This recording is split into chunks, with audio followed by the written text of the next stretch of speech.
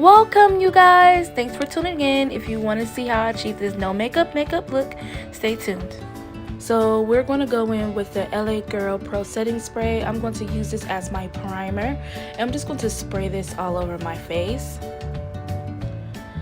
Then I am going to go in with the LA Girl Lip Scrub. I thought it was going to have like sugar crystals in it, but it didn't. It was just really smooth. So I'm just going to work this into my lips just to remove like all the excess skin or dry skin that I may have on my lips. Next, I am going to go in with the LA Girl Lip Primer. It is a matte base that I'm going to apply on my lips, and it's also going to help plumpen and smooth out the lines in my lips. I really like this consistency. It's like a Carmex consistency almost, but it really makes my lips feel really soft and really smooth. So I'm just going to work that in right now. Next, I am going to go in with the LA Girl Brow Pomade in the shade Dark Brown. I'm going to take this little pencil brush and I'm going to just dip it in the pomade, and I'm going to fill in my brows to my liking. I do have a scar one, so I try to conceal it as much as I possibly can, but I'm just going to go in and shade my brows in just a little bit, not make them too dark, but to my liking. Alrighty, you guys, so I went ahead and contoured and blended off camera. So right now I'm going to take the LA Girl Pro Concealer in the shade Peach, and I'm going to use this as a color correcting. So I have dark circles underneath my eyes and from where I wear glasses across the bridge of my nose. So I'm just going to take this peach color corrector and I'm just going to apply it and blend it out, so that way the dark circles and my hyperpigmentation doesn't show through my foundation. You guys, I got that blended out, so I'm going to go in next with the LA Girl Pro Foundation in the shade Coffee. This was the darkest shade that I can find at my local CVS.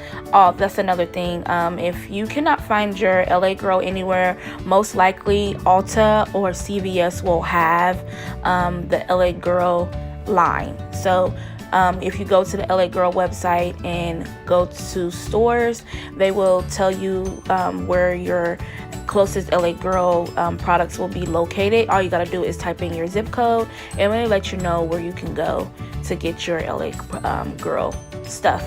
Also, I was pretty shocked to see how close the foundation matched with my skin tone. I really didn't think that it was going to match because I am so dark, but it really matched. They did have other foundations there, but this was the darkest that I seen on the shelf. Now mind you, it was a sale going on, so I don't know if they had any other shades, but from when I went, this was the darkest shade that they had, and the very last one. So I was hoping and praying that it would match, and it matched perfectly. So this is the shade Coffee.